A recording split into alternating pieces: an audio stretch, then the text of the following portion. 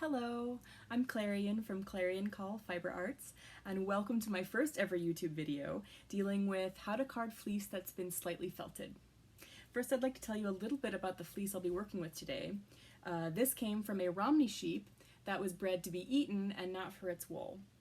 And even though the farm only cared about the meat on the animal, the wool still has to be sheared every year for the health of the sheep. And the resulting fleece probably would have been thrown away had it not been for a good friend of mine who rescued these fleeces and gifted them to spinners like me who were super excited to have them. Unfortunately, this was my first time dealing with raw fleece, and it was a huge learning curve for me trying to figure out how to skirt it and scour it and clean it and dye it. And somewhere during the process, I totally felted it. But my credo is waste not, want not. Don't throw anything away that could possibly be saved or fixed or repurposed. And I had to save this felted fleece. And I wanted to share this carding method that worked for me in case there's someone out there that might be in the same boat. So without further ado, let's get started. Okay, so here we are prepping these pieces to be carded.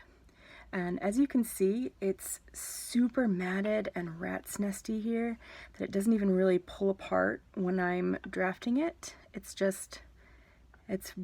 the felted part. But on the same piece, you'll see that there are still some of these really lovely S curvy locks here. And that is prime wool for spinning. Look how pretty those are. So I need to try and loosen up the matted bits and save as much of this fleece as I can. I'm going to try and tease out and open up these fibers because the more open the locks are before going into the carder, the more successful this method will be and the easier it will be to comb out and make a bat.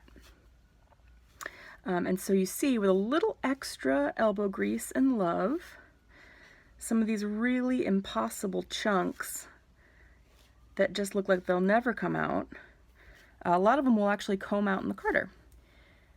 The carder is really good at deciding what's usable and what's not, so I'm going to leave a lot of this up to the carder to decide what I should use and what I shouldn't use.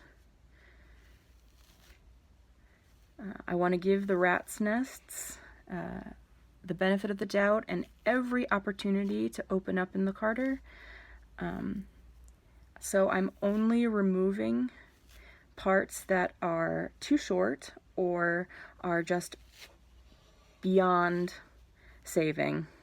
See, that little part is just too short. It's just a little nub in there, so I'm going to remove that. And also this piece here I pulled out just a little bit earlier. This is completely felted. It's so stuck and it's not going to comb out in the carder. But when you look at this one piece as opposed to what's left, what's usable, that's a really good ratio of what's usable to not usable. So that's very encouraging. Who would have thought that that whole matted piece would just turn into this lovely fluff that's left here? And we're just separating out these small, gross pieces that are unusable. I'm trying to use every piece that I can.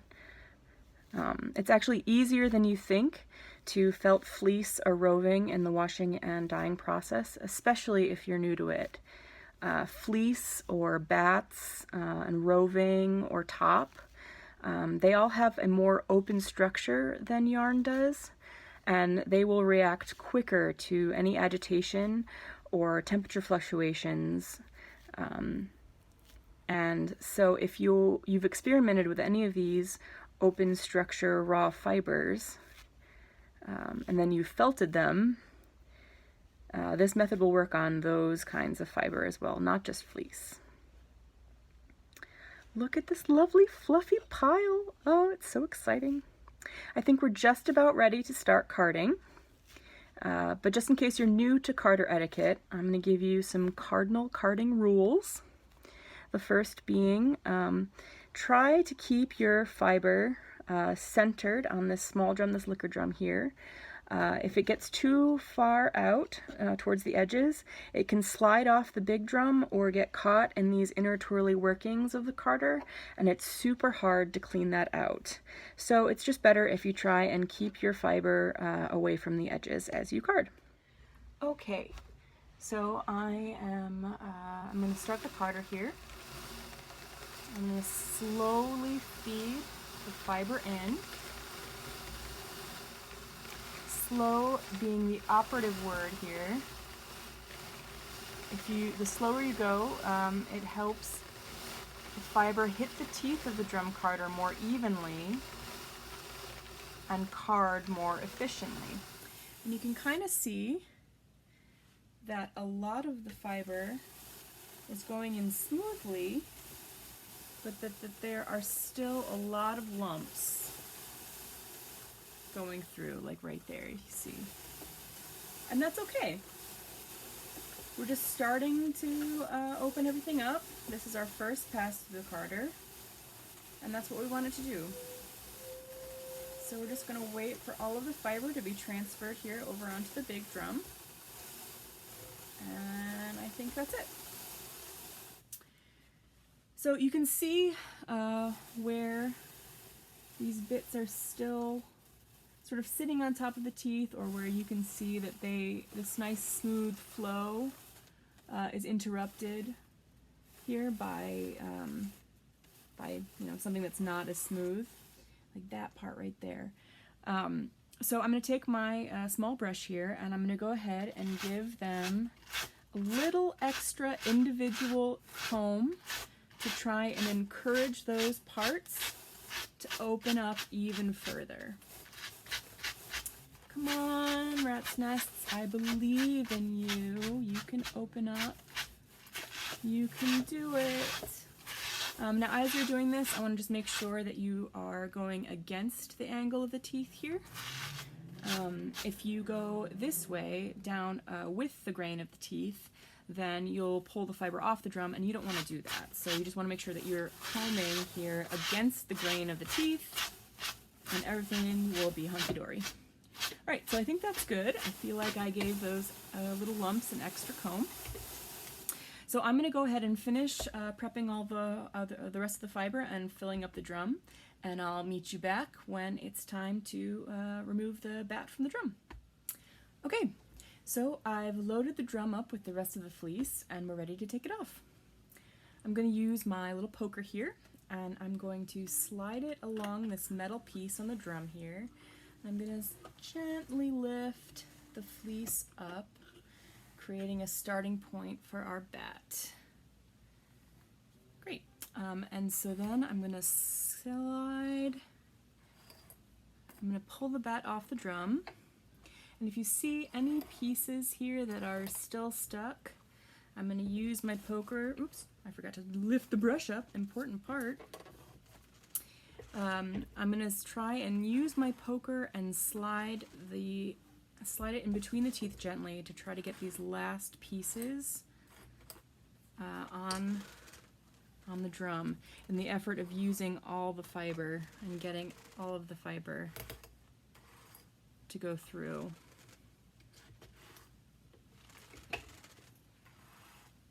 Great. Okay. And there is our bat with the first pass through.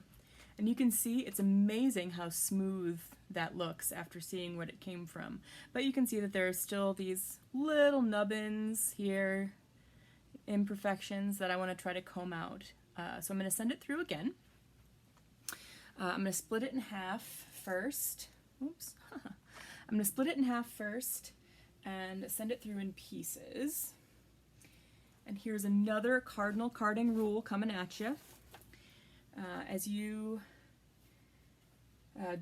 try not to shove too much of the fiber under the drum at any one time.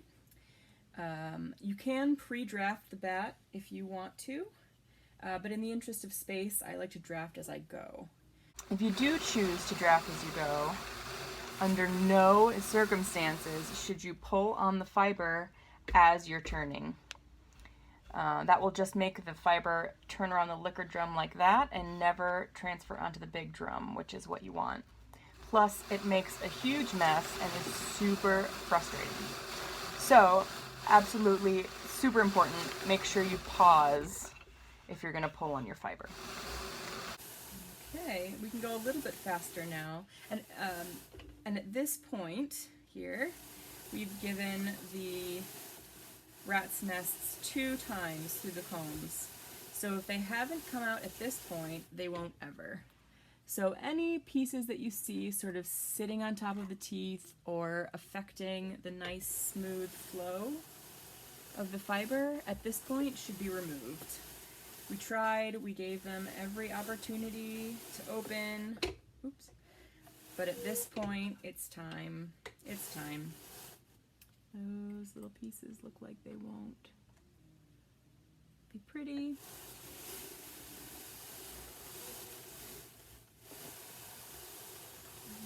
Super therapeutic carding. It's just so nice to see it go smoothly. See, that's one that needs to come out.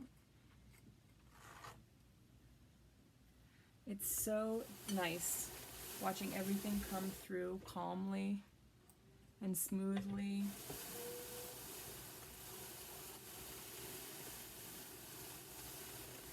It really is satisfying. Piece maybe? Oh, that one's actually not too bad. I should have just let it happen. And you can see, it's surprisingly, there's only a couple spots that have not combed out. You'd think it would be a whole bunch more, but the carder actually really did its job well.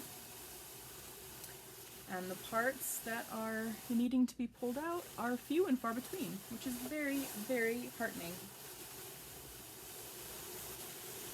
Okay, so that's all of the fiber. I'm going to give it one last look here to make sure that there's no spots that I missed that need to get pulled out. And it looks pretty smooth. And with that whole bat, this was the only, these were the only little lumps that needed to come out that I saw. So super exciting that everything combed out except for just these little parts. So I'm going to go ahead and take this off again, and we'll take a look at it.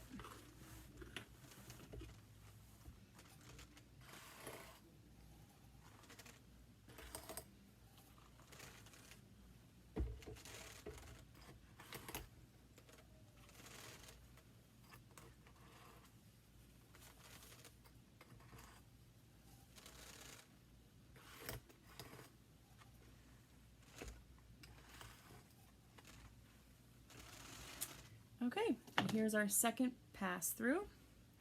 And you can see it's much smoother than it was before. Hardly any little lumps. I do see a couple more, though. That looks like it's a lump.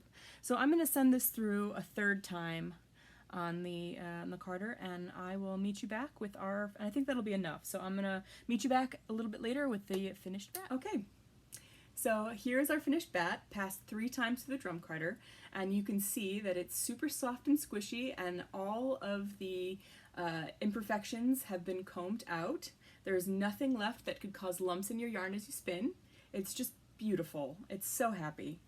I just want to show you that these were the only bits of felted fleece that were unusable. This I pulled out as I was prepping the fiber for the first pass through of the drum carder, and this is what I pulled out as it came through the second 2 times. So if you look at it, this little handful here was the only bit that was unusable in this whole lovely bat. It just boggles the mind that a couple minutes ago, this was a gross piece of felted, unsightly fleece. It's wonderful. We fixed it. So thank you for joining me. I hope this helped all you fiber experimenters out there. Remember, if at first you don't succeed, there's always a way to fix it. If you like this video, hit the like button, and feel free to follow me on Instagram at Clarion Fiber Arts for more fiber escapades, or you can visit my Etsy shop for handspun goodies. I'll leave the link below. Thanks again for joining me. See you soon.